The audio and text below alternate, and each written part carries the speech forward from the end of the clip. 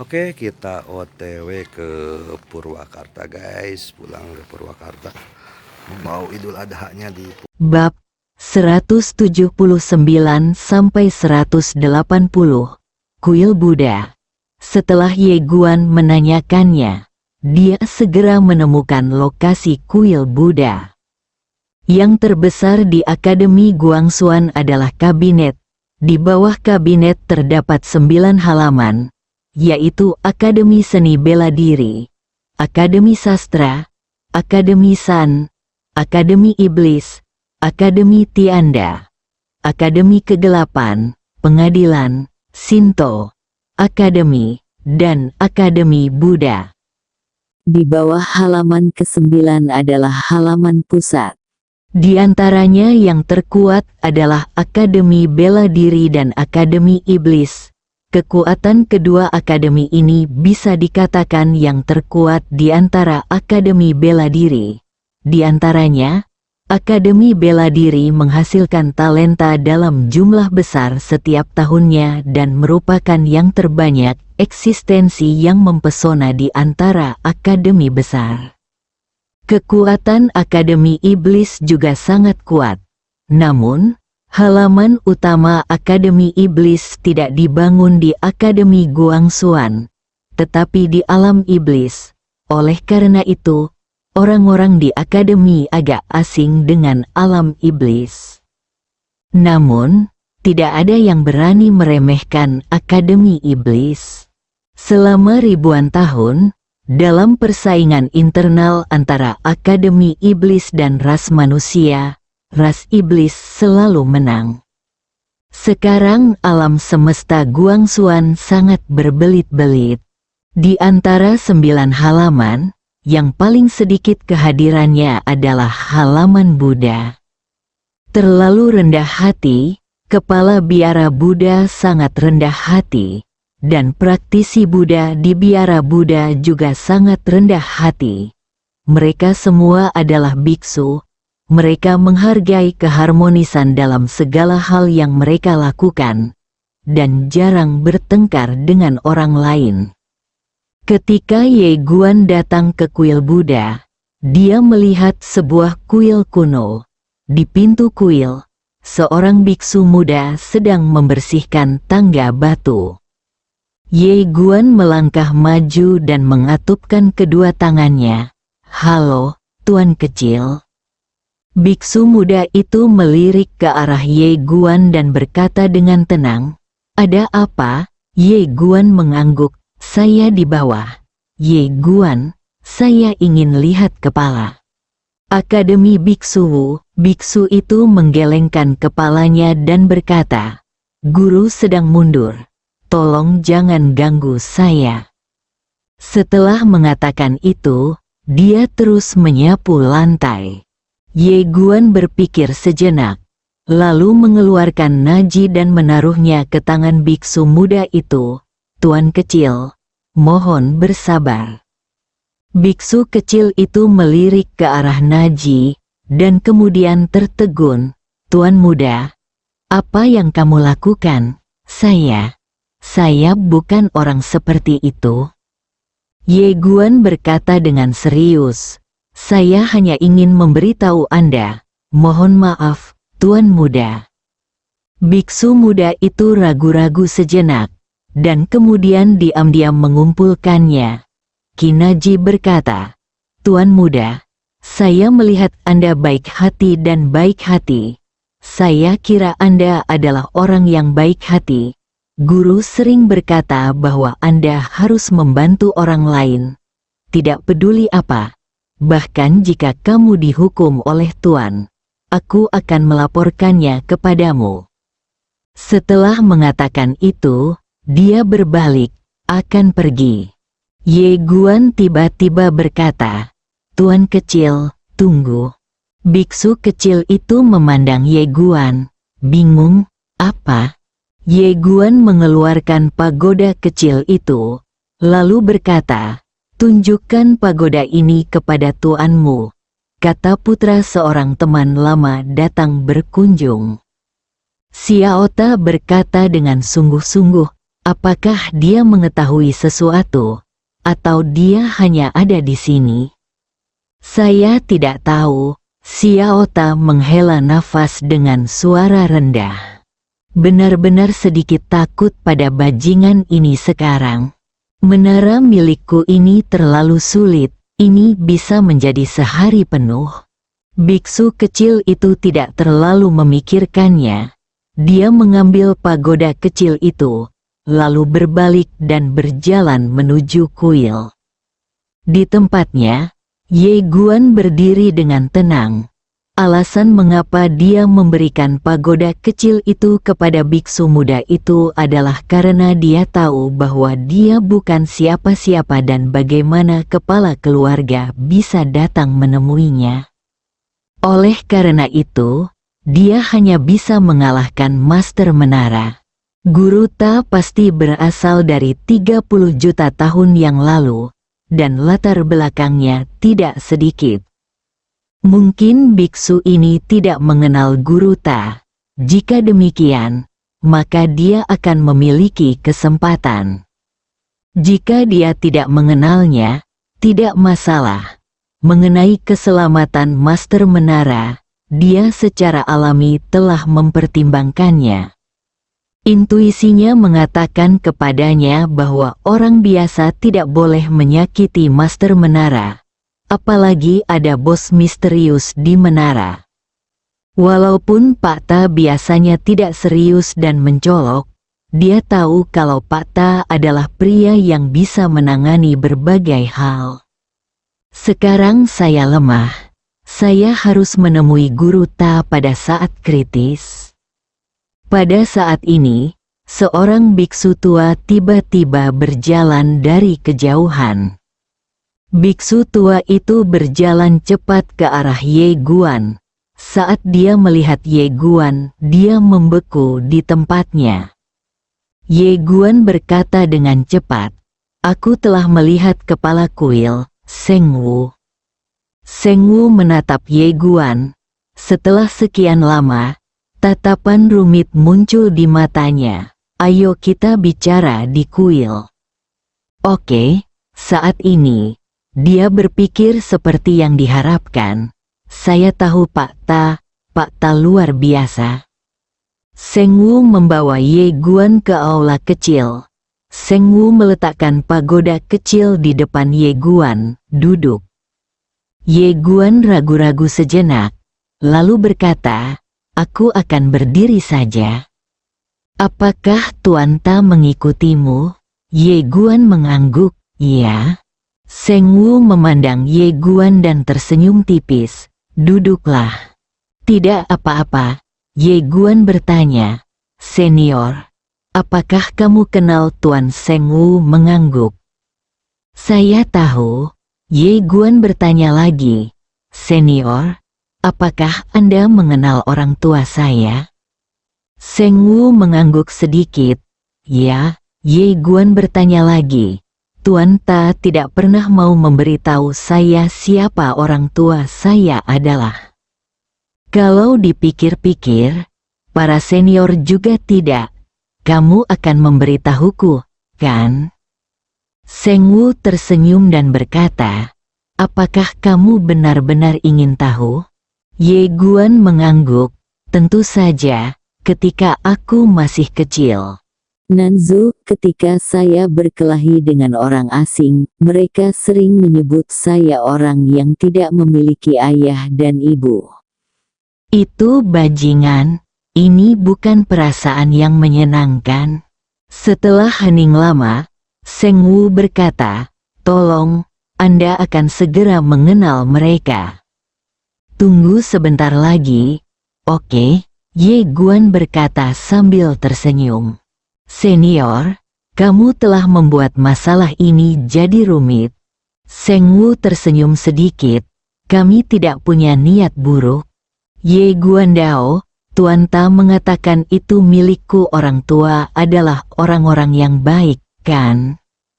Seng Wu mengangguk. "Bagus sekali." Ye Guan sedikit mengangguk. "Saya tidak bertanya tentang identitas mereka. Saya hanya bertanya apakah mereka meninggalkan sesuatu untuk saya. Misalnya, properti atau semacamnya itu. Seng Wu memandang Ye Wat dan terdiam. Pada saat ini, dia seperti melihat pria yang dulu, pria dengan 800 mata. Orang di depan saya juga bukan lampu hemat bahan bakar. Seng Wu tersenyum dan berkata, saya rasa saya tidak mempunyai harta benda atau apapun. Namun, saya ingat ayahmu sepertinya mempunyai banyak hutang. Dia sering mengatakan bahwa wajar jika ayah membayar hutangnya dan putranya yang membayar mereka. Bagaimana menurutmu? Wajah Ye Guan tiba-tiba menjadi gelap. Apakah ada ayah yang curang di dunia ini? Menurutku tidak seharusnya. Yah. Senior ini pasti bercanda pada dirinya sendiri. Tidak mungkin ayah kandungnya melakukan hal yang tidak manusiawi seperti itu.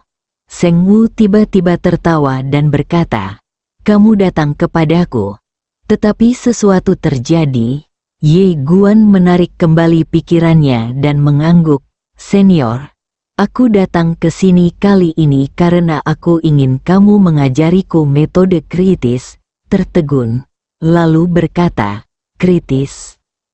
Ye Guan mengangguk, lalu menceritakan percakapannya dengan Ye Guanzi kepada Seng Wu. Setelah mendengarkan ini, Seng Wu terdiam beberapa saat dan berkata, apakah kamu bisa melakukan arancar sekarang? Ye Guan mengangguk sedikit.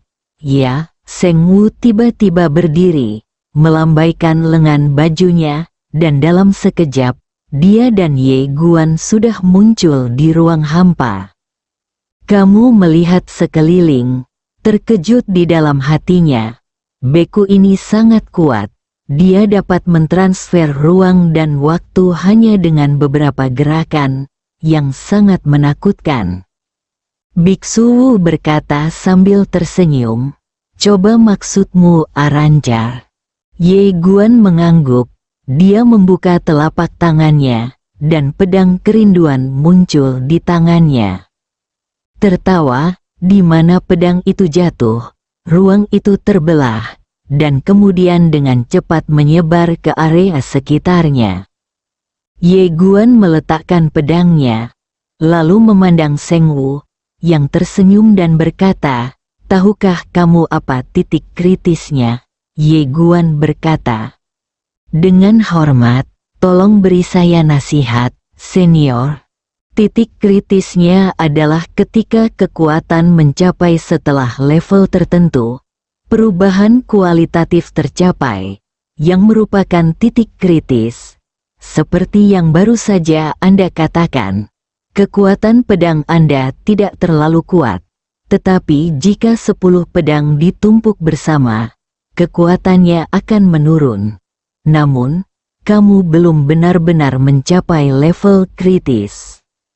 Ye Guan bertanya, bukankah kecepatanku cukup cepat? Seng Wu berkata sambil tersenyum, tidak hanya itu tidak cukup cepat, tapi itu juga tidak cukup kuat. Ye Guan berpikir sejenak, lalu pedang itu ditusukkan lagi. Pedang ini diberkati oleh niat pedang dan kekuatan pedang. Dengan berkah niat pedang dan kekuatan pedang ini dapat dikatakan bahwa perubahan kualitatif telah terjadi. Melihat pemandangan ini, Ye Guan menggelengkan kepalanya dan tersenyum. Saat dia memegang pedang di masa lalu, dia jarang menggunakan kekuatan pedang dan niat pedang. Kekuatan dan niat pedang akan meningkat. Oleh karena itu, dia tidak dapat menggunakannya. Dia juga tahu bahwa kelebihannya adalah ilmu pedang tingkat tinggi, tetapi kelemahannya adalah tingkat rendahnya. Pada saat ini, Seng Wu melanjutkan, dengan penambahan niat pedang dan kekuatan pedangmu telah ditingkatkan. Coba lagi untuk melihat apakah kamu dapat mengeksekusi 10 pedang berturut-turut dalam sekejap. Ingat, cepatlah. Yang tercepat senang melakukan 10 serangan pedang dalam sekejap. Ye Guan mengangguk sedikit dan menusuk dengan pedangnya lagi. Dalam sekejap, dia menikam 10 pedang berturut-turut. Klik, di sekelilingnya, ruang itu sekali lagi retak menjadi jaring laba-laba. Wajah Ye Guan menjadi gelap, dan kekuatannya meningkat pesat.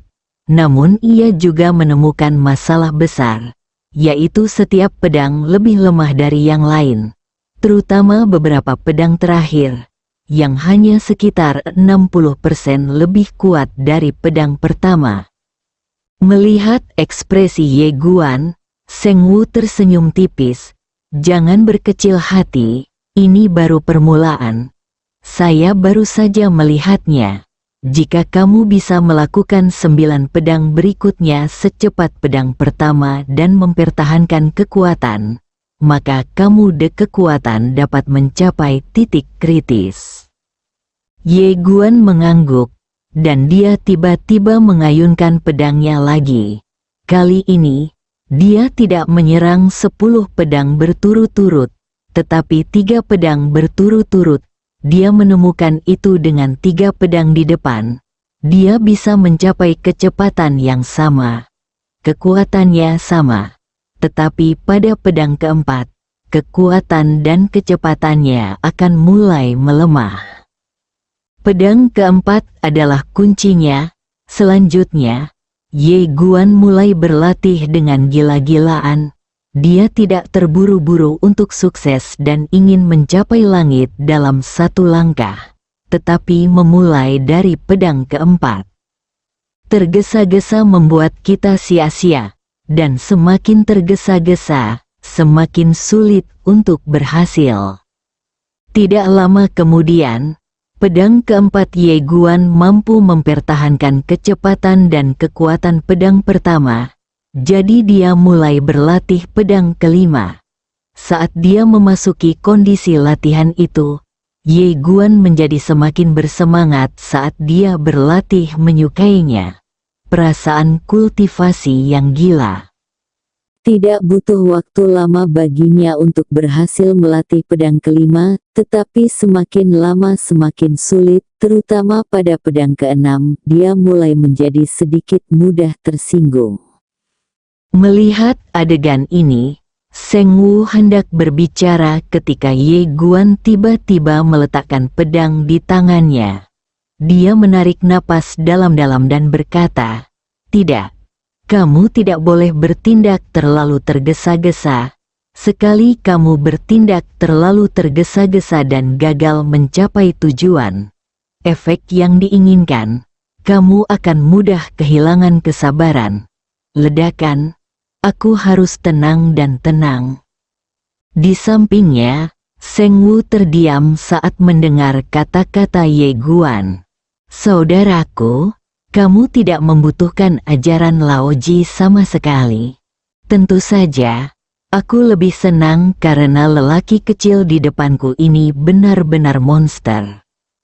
Pada saat ini, Ye Guan tiba-tiba melihat ke arah Seng Wu, senior. Setelah kekritisan muncul perubahan kualitatif. Dan setelah perubahan kualitatif, apakah mungkin untuk berubah secara kualitatif lagi? Misalnya, saya dapat mencapai kecepatan dan kekuatan pedang pertama dengan A100 pedang. Seng Wu, Wu Xiao berkata, perubahan kualitatif juga dibagi menjadi beberapa level, dibagi menjadi level 1 hingga 3.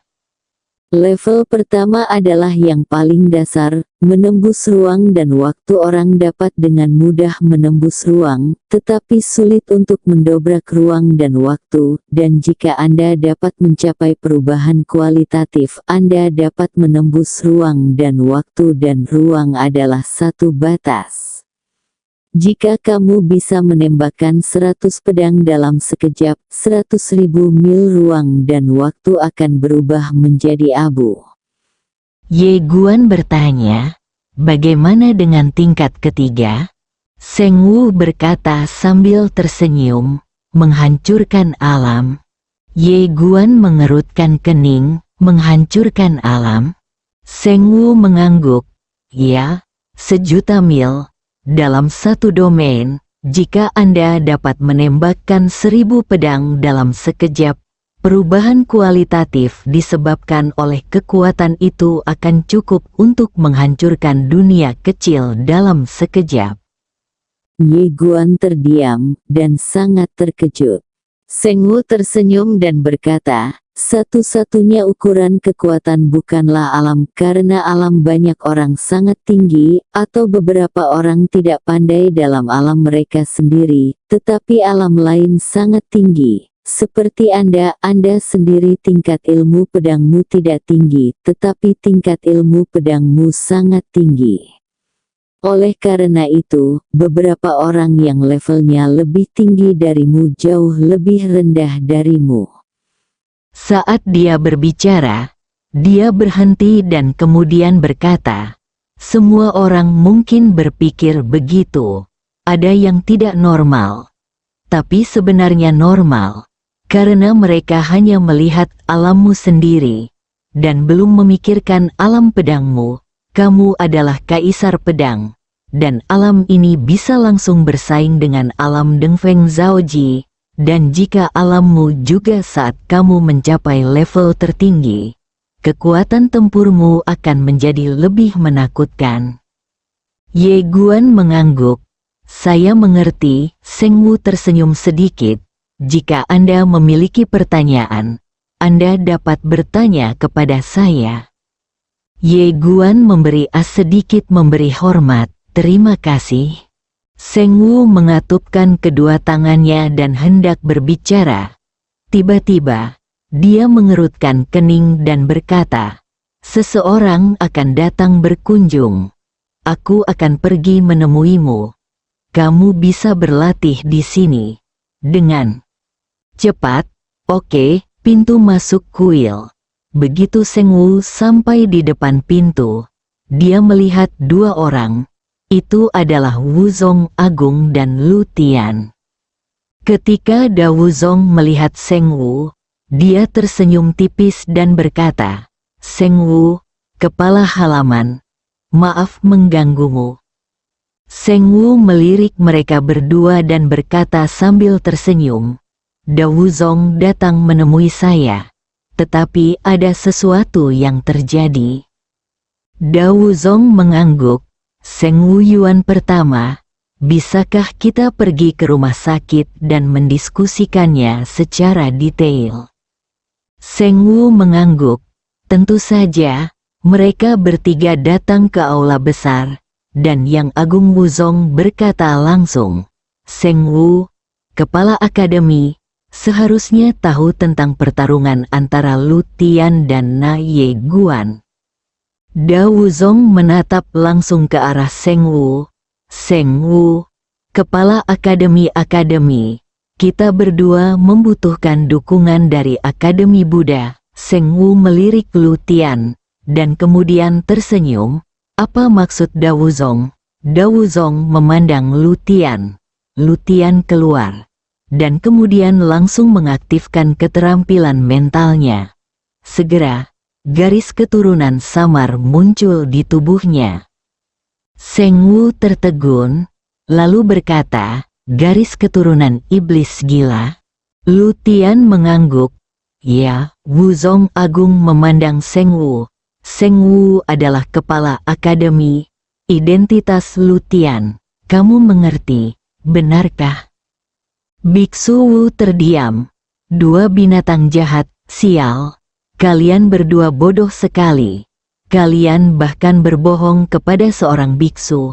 Kalian benar-benar bukan manusia. Melihat Seng Wu terdiam, Wuzong Agung bertanya dengan cepat, Seng Wu adalah kepala istana.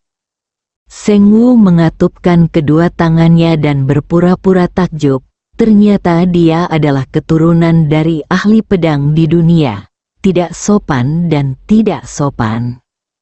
Lu Tian tersenyum tipis dan berkata, Seng Wu adalah pemimpin halaman, tidak perlu sopan. Biksu Wu tetap diam.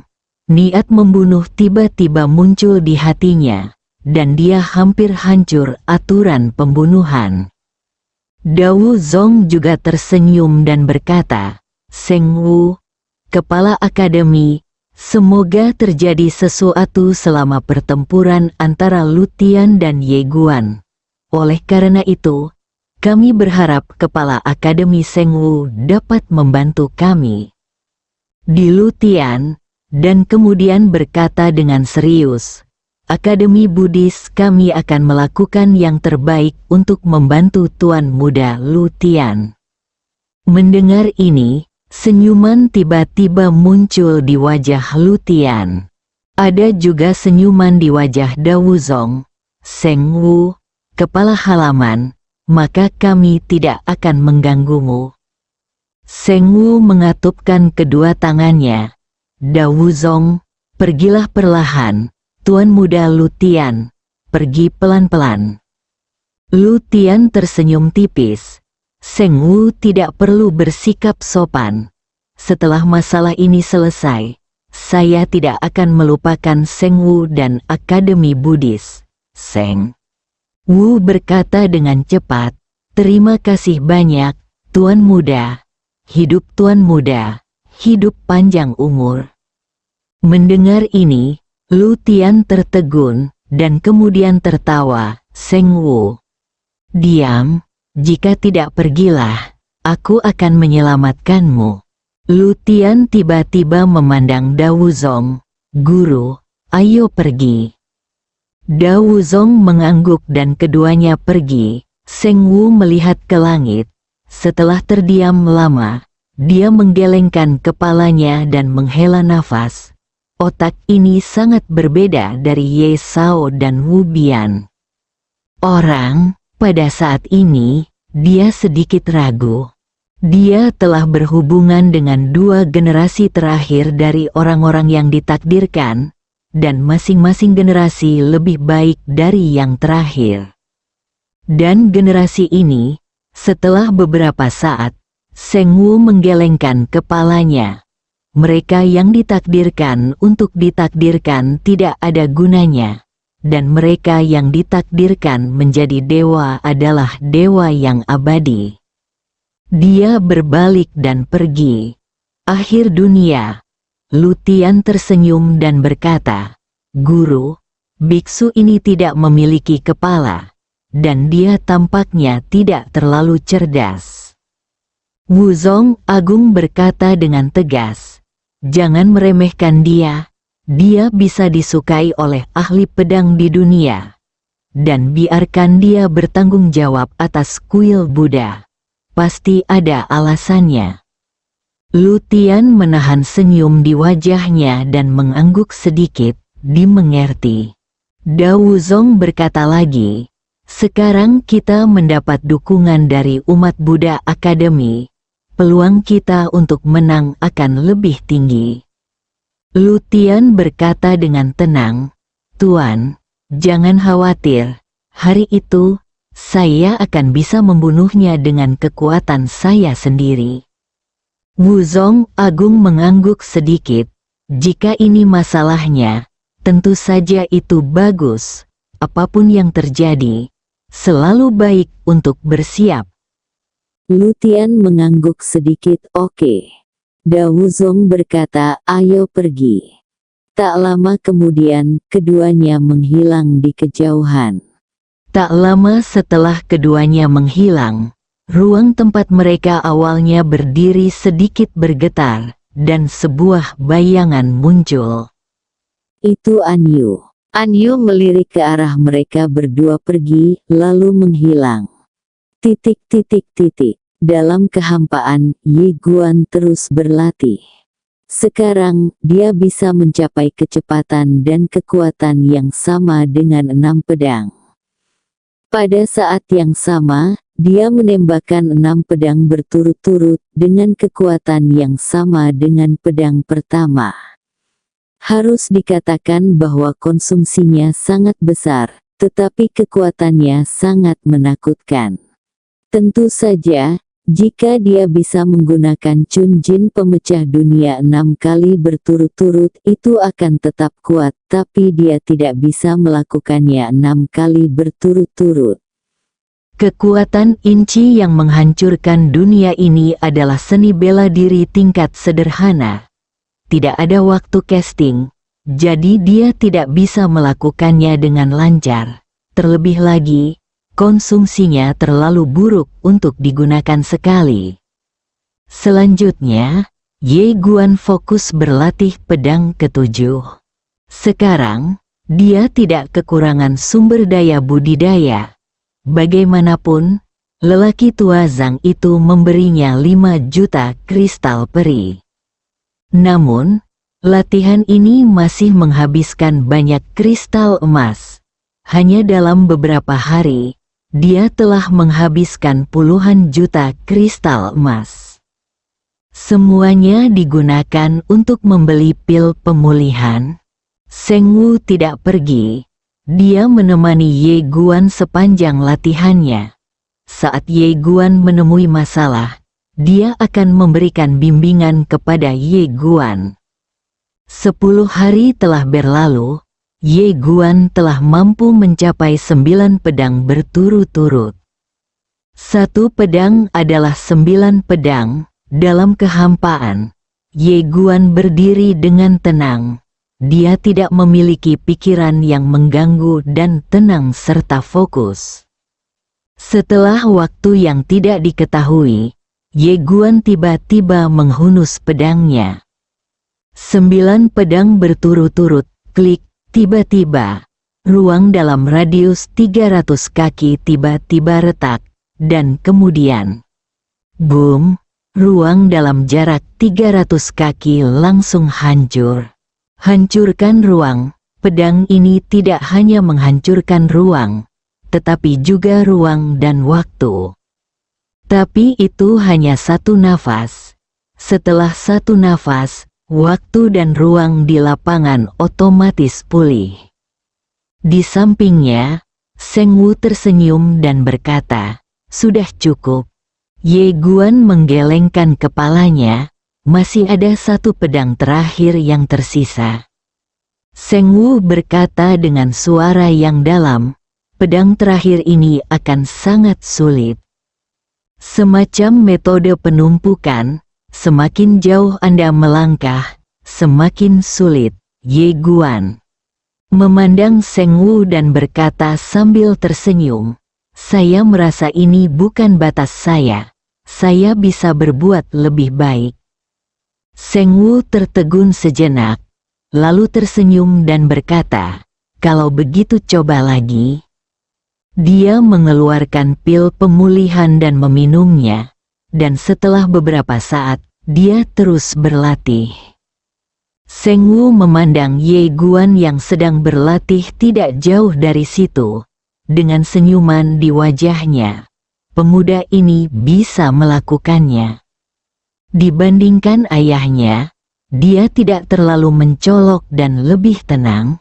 Di lapangan, Ye Guan terus menghunus pedangnya. Saya harus mengatakan bahwa pedang terakhir memang sulit, tetapi dia tidak menyerah karena dia tahu batas kemampuannya. Jika dia benar-benar tidak bisa melakukannya, dia akan menyerah dengan tegas dan tidak akan gegabah.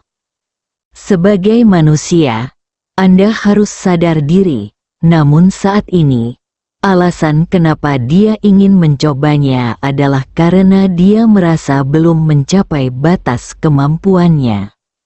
Sama seperti ini, Ye Guan menyerang dengan pedang 1 demi 1, dan ruang di lapangan dirusak dan dipulihkan, dan kemudian dipatahkan lagi. Dia gagal lagi dan lagi. Tapi Ye Guan hanya bersemangat, bukan putus asa, karena dia menemukan bahwa dia memang itu bisa ditingkatkan lebih jauh. Dan dia sudah bisa menembakkan 10 pedang berturut-turut, tetapi kekuatan pedang terakhir hanya 70% dari pedang pertama. Pada awalnya, pedang terakhirnya hanya 20% darinya pedang pertama. Tapi sekarang, pedang terakhir ini telah ditingkatkan menjadi 70%. 5 hari berlalu, tertawa, tiba-tiba, di langit berbintang, suara robekan bergema, ruang dalam radius 500 kaki langsung retak, lalu hancur. Ledakan, gelombang kejut luar angkasa yang kuat yang dihasilkan oleh fragmentasi ruang angkasa langsung menyebar hingga ribuan kaki jauhnya. Dalam sekejap, ruang dalam jarak ribuan kaki langsung retak menjadi bentuk jaring laba-laba. Tapi Ye Guan baru saja pingsan. Pada saat ini, kekuatan lembut menyeret Ye Guan. Seng Wu berjalan ke sisi Ye Guan. Dia telah menemaninya di sini selama ini. Mata Ye Guan perlahan tertutup, dan dia merasa seperti akan pingsan, tapi senyuman muncul di wajahnya.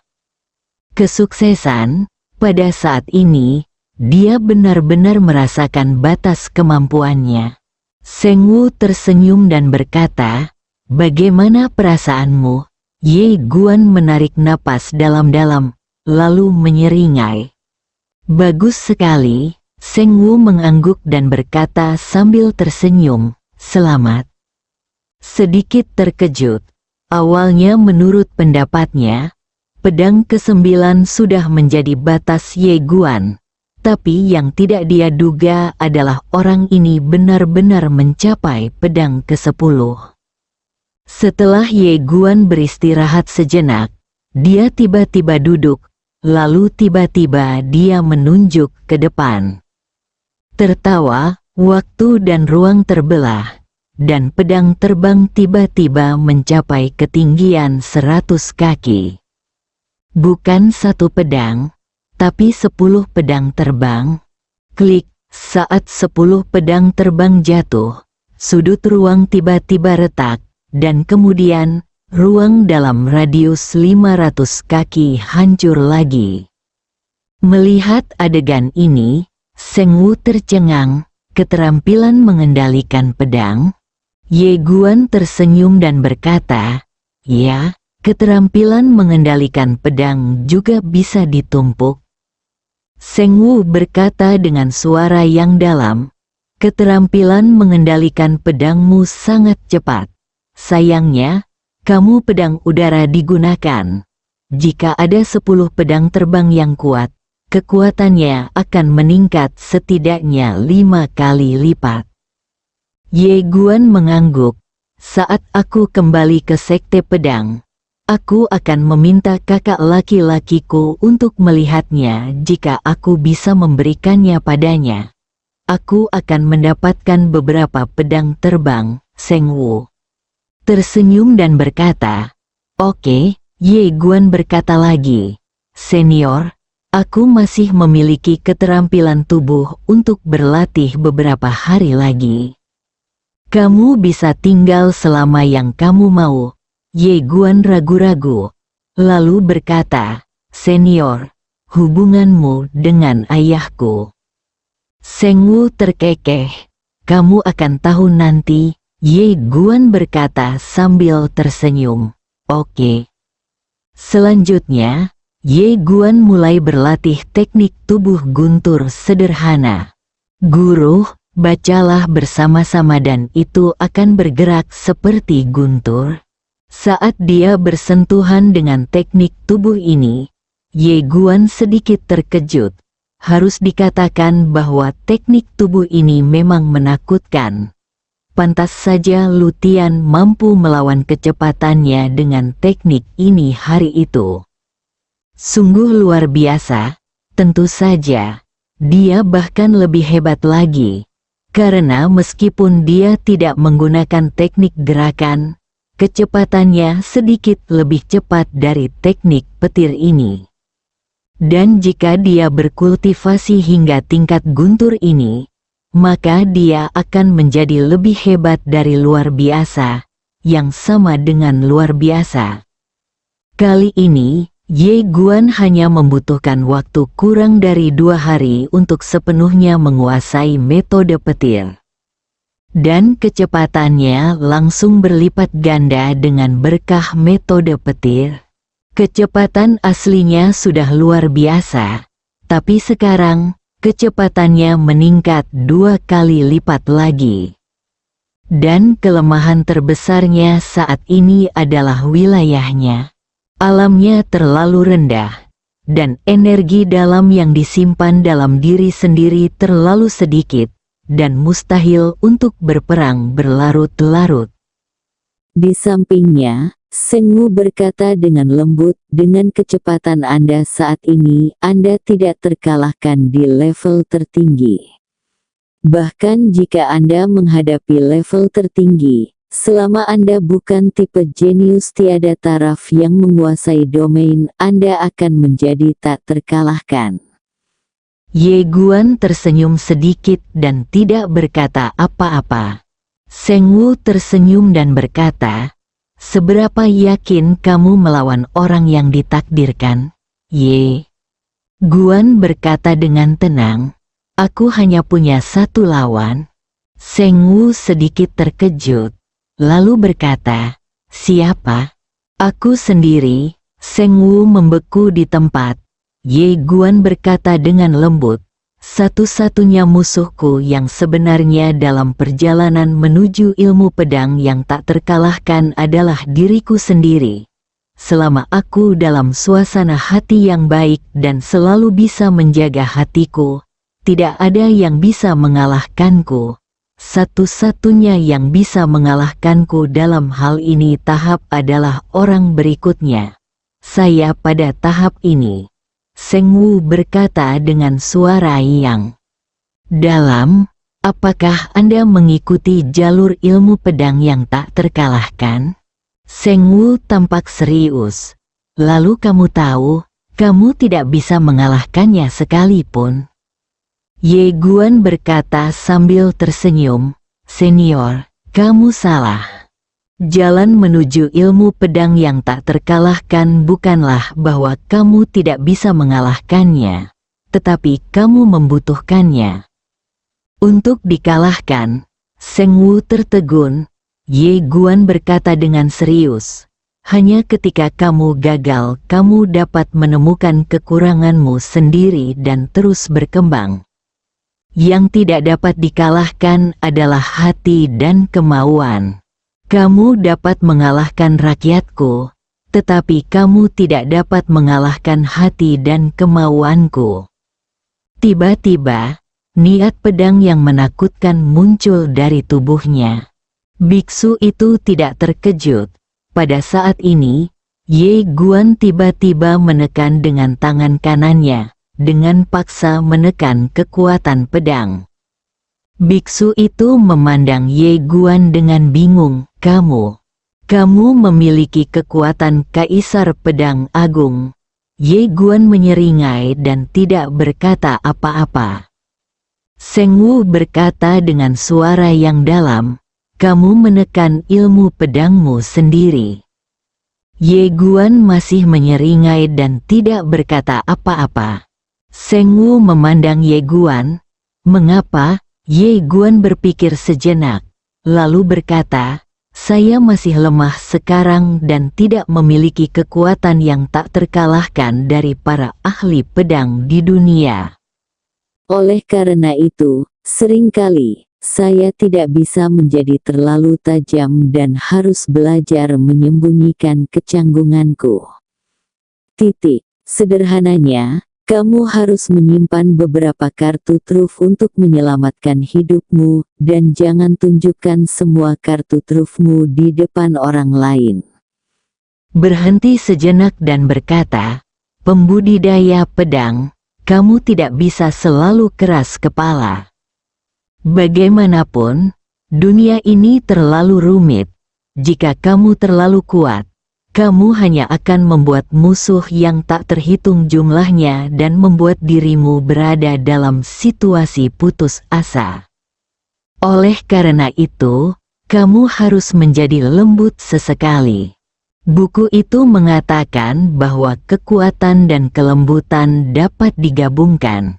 Saya pikir kalimat ini masuk akal. Oleh karena itu, musuh saya, hanya ada satu momen ketika Anda akan mengetahui kartu truf saya. Dan saat itulah saya menguburnya. Seng Wu tetap diam. Kalian ayah dan anak bukanlah orang baik, ceritakan tentang ekstranya. Ekstra siapa yang ingin kamu tonton? Ekstra untuk seri Galaxy? Atau ekstra untuk Three Swords? Atau mungkin cerita tambahan tentang Xiao Xuanzi pergi ke Bima Sakti? Bersambung.